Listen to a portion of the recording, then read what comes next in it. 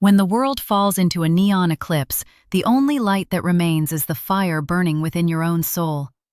Witness the spectacular moments where the dark meets the glow in a dance of fate and light. Subscribe today and witness the beauty of the ultimate cinematic shadow. The first thing my father-in-law said when he saw me standing at the entrance of the Hargrove Foundation Gala was not hello. It was not even an acknowledgement that I existed. He looked past me, scanned the room for someone more important, and then, only when he realized no one else was coming, let his eyes settle on me with the particular kind of disappointment that wealthy men reserve for things that fail to meet their standards. "You actually came," he said. "Not glad you made it, not welcome, just that. You actually came." As if my presence at an event my husband had specifically asked me to attend was itself a small act of audacity. I had been a nurse at Hargrove Memorial for 6 years. I knew that building better than my father-in-law ever would.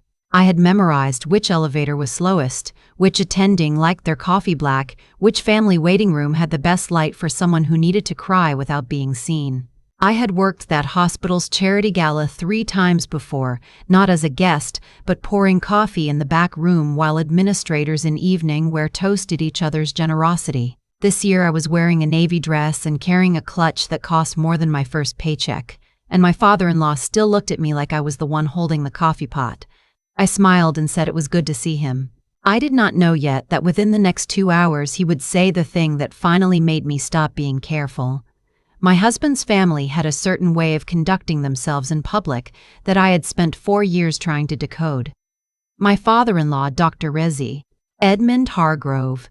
Yes, that Hargrove, the one whose name was on the East Wing and the pediatric oncology suite, and the foundation that hosted this very gala, moved through rooms the way a ship moves through water.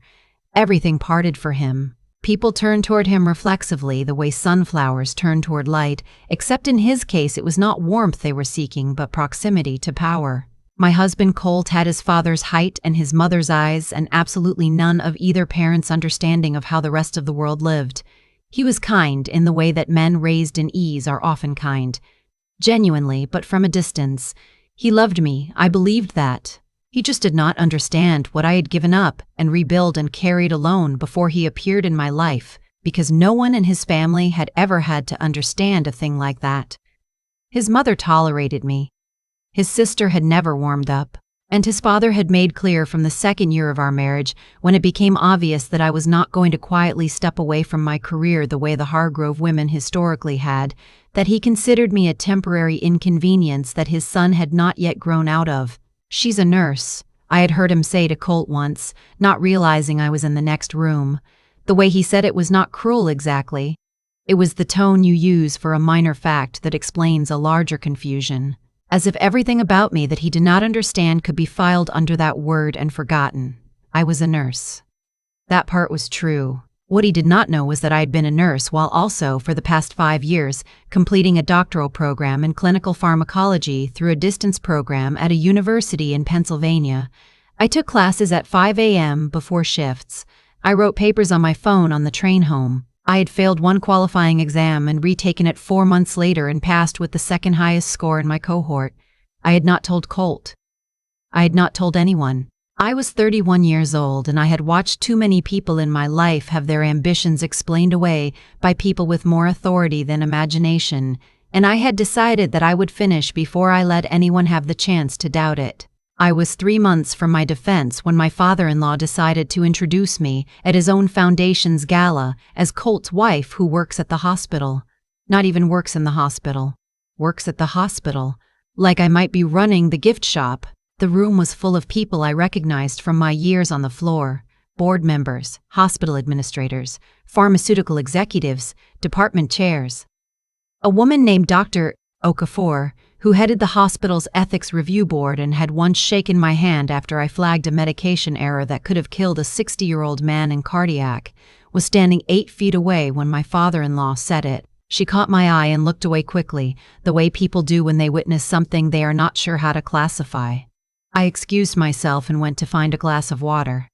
The thing I need you to understand is that I had not come to the Hargrove Foundation Gala looking for a confrontation. I had come because Colt asked me. because the hospital's new oncology wing was being announced that night, and because my father-in-law had specifically requested that the family be present. I had ironed my navy dress and found the clutch at the back of the closet and told myself it would be fine. What I could not have predicted was that Dr. Aldridge would be there.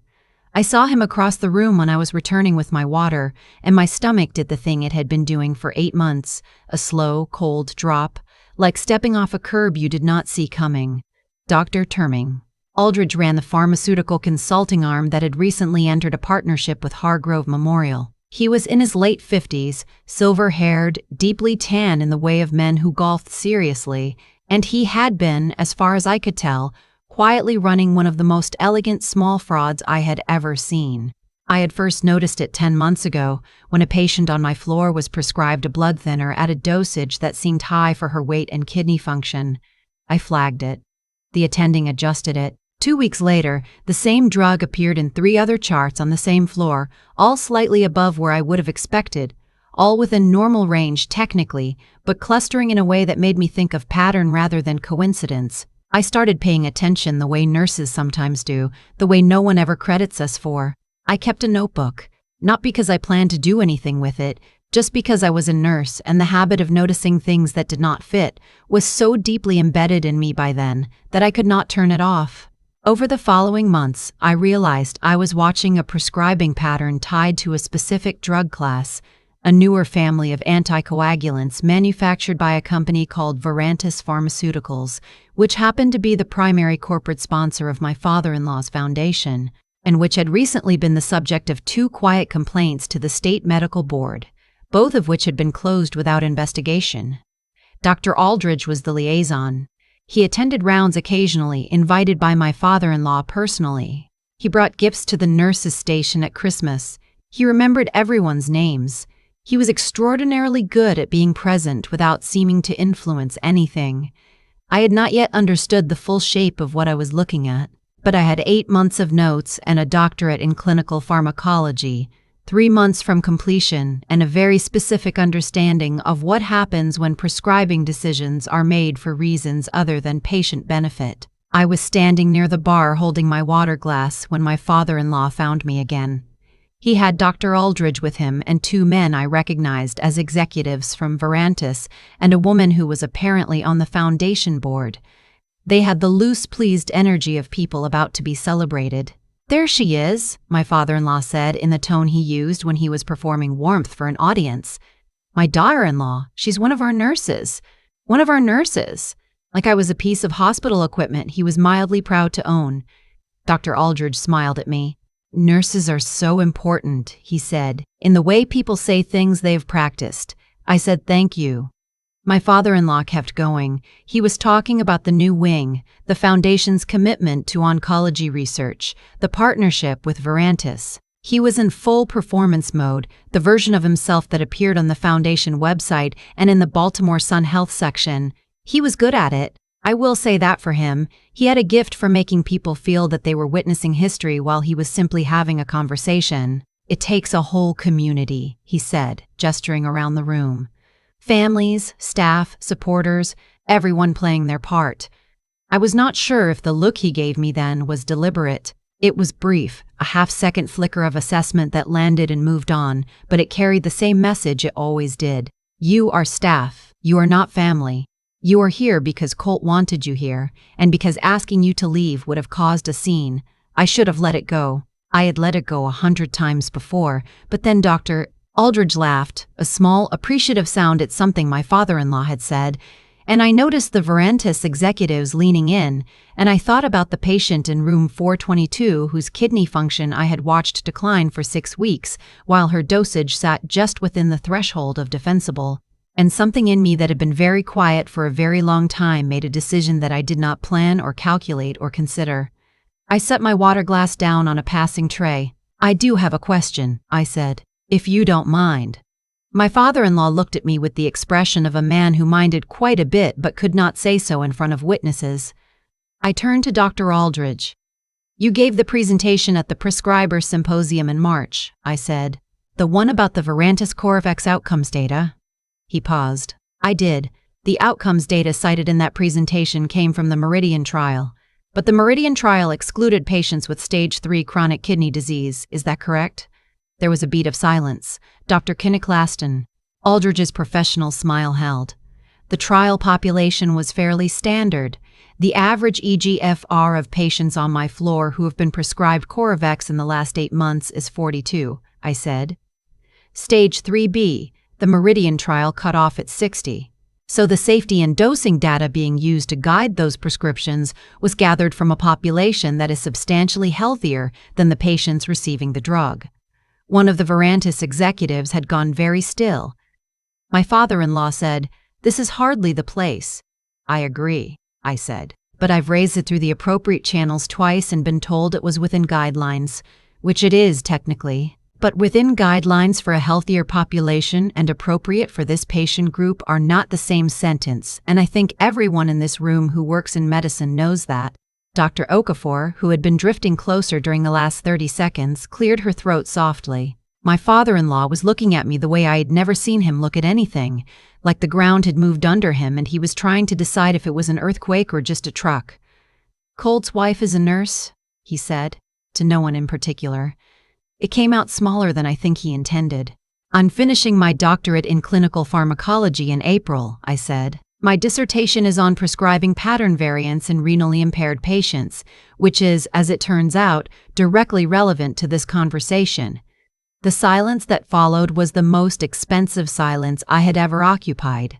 Across the room, someone laughed at something unrelated. The string quartet was playing something from Vivaldi. My father-in-law stood very still with the expression of a man who was recalculating a very long spreadsheet. "Dr. N," Aldridge said after a moment, "I think this is a conversation that warrants more formal context. I've documented 8 months of prescribing data from my floor," I said. "I'm happy to share it." The foundation board member, whose name I later learned was Miss Sorby, Weatherby, said very quietly, "Edmund, I think we need to loop in Dr. Okafor." My father-in-law said nothing. I did not feel triumphant. I want to be clear about that because I think people expect a moment like this to feel like winning, and it did not feel like winning. It felt like standing in the middle of a room where all the furniture had just rearranged itself and being the only person who had seen it coming and not being sure yet what it meant. I found Colt 20 minutes later, standing near the silent auction tables, looking at a framed photograph of the new wing's architectural rendering. I told him what had happened. Not all of it. The version that was small enough to say standing up. He was quiet for a long time. "How long have you been working on the doctorate?" he said. 5 years. He looked at me the way you look at someone when you realize you have been reading the wrong book about them. The days after the gala were strange in the way that days after irreversible things tend to be. The hospital's ethics review board opened a formal inquiry into the prescribing patterns I had documented. Dr. Okafor called me personally to ask for my notes, which I provided in a binder I had organized by date, drug class, patient eGFR, and attending. She was quiet for a long time looking at it and then said, "This is meticulous." I said I was a nurse. "We notice things." The inquiry expanded. The state medical board reopened the 2 earlier complaints, this time with what they called additional corroborating documentation. A third-party auditing firm was brought in to review the Verantis partnership agreement. 3 attorneys showed up at the hospital on a Tuesday morning and spent 4 hours in the administrator's office. I went to work. I did my rounds. I checked on the woman in room 422, whose nephrologist had adjusted her anticoagulant and whose kidney function had stabilized in the weeks since. My father-in-law did not call me. He called Colt, twice. I heard one side of the second conversation from the kitchen, Colt's voice low and careful, the way it got when he was trying to hold 2 things at once. Afterward, he came and sat across from me at the kitchen table and said, "He says you ambushed him." I asked a question about a clinical trial at a medical fundraiser attended by physicians. I said, "If that's an ambush, he has a very low threshold." Colt almost smiled. "He also says you've made the foundation look bad." The prescribing patterns made the foundation look bad. I just had notes. We sat with that for a moment. "The doctorate," Colt said. "Why didn't you tell me?" It was a fair question. I had thought about how to answer it for 5 years, without knowing I was thinking about it. Because I watched what happened every time I told your family something about myself. I said. Your father would find a way to make it smaller. Your mother would ask if it was really necessary. And I couldn't. I needed to do this one thing without anyone's permission or doubt or good-natured concern. Just once. I needed it to be mine first. He was quiet. I'm not saying it was fair to you, I said. No, he said. But I think I understand it. My dissertation defense happened on a Thursday in April in a conference room in Pennsylvania that I drove to alone, leaving at 4 a.m. to make the 9 o'clock start time. My committee asked hard questions and I answered them for 2 hours and 20 minutes, and at the end they asked me to step into the hallway while they deliberated, and I stood by a window looking at a parking lot and felt, for the first time in 5 years, completely empty of the fear that had kept me moving. They passed me. I cried in the car for 11 minutes and then drove to a diner and ate the largest breakfast they offered and called my mother, who cried louder than I had. The ethics inquiry concluded 6 weeks later. The findings were not public in their entirety, but what emerged was this. The Verantis Partnership Agreement included a volume-based incentive structure tied to CoreVex prescriptions that had not been disclosed to the Ethics Board when the partnership was approved. Dr. Corton Sfras, Aldridge's firm, had facilitated the arrangement. The State Medical Board issued a formal censure. 2 administrators resigned. The partnership agreement was terminated. My father-in-law retained his position. He had not, as far as the inquiry determined, been personally aware of the incentive structure's full terms. That finding was contested by some people and accepted by others, and I did not have enough information to know the truth of it, and I decided it was not my job to. He called me the week the inquiry results were released. I answered because I was curious and because I was braver than I used to be. He was quiet for a moment after I said hello. Then he said, "The Ethics Board has recommended a new patient safety committee for the pharmacy program. Dr. Creve, Okafor suggested you for the chair." I let the silence sit. "I told her I thought it was appropriate," he said. That was not an apology, I knew that. He was not a man who apologized, and I did not think he was going to become one at 63, because his daughter-in-law had been right about something important. But it was the closest thing he had offered in 4 years of marriage, and I took it for what it was. "I'll talk to Dr. Okafor," I said. There's a version of this story where I stand in a ballroom and deliver a perfect speech and everyone in the room understands in that moment what I am made of. That is not what happened. What happened was that I asked a clinical question that I had been trying to ask through quieter means for 8 months, and because I asked it in a room full of people who could not ignore it, it finally went somewhere. I am the chair of the Patient Safety Committee now. My title at the hospital is Dr. Laurent. The nurses on my old floor send me questions sometimes, the kind that come from noticing things that don't quite fit, and I answer every one of them. Colt's father and I do not have what I would call a warm relationship. We have a functional one, which is more than we had before, and which I suspect is all we will ever have, and I have made my peace with that. What I have not made peace with, what I do not think I need to make peace with, is the 6 years of Sunday dinners and foundation events and holiday gatherings where I sat at a table full of people who looked at the word nurse and thought they already knew everything about me. I sat there and smiled and passed the bread and let the conversations move around me like water around a rock. I was always the rock. I just did not say so out loud until I did. My mother asked me once, a few months after everything, whether I regretted waiting so long to speak up. She meant clinically, whether patients had been harmed in ways that might have been prevented. I think about that question carefully whenever it comes up. The honest answer is, I don't know. I reported what I could through the channels available to me. Twice, and was told it was within guidelines. The third time I used a different channel, in a different room, and it worked. Whether the outcome would have been different if I had found that channel sooner is a question I cannot answer, and I have learned that sitting with unanswerable questions is its own skill, one that nobody teaches you but that practice tends to develop. What I do not regret is finishing the degree before I said a word. The degree was mine.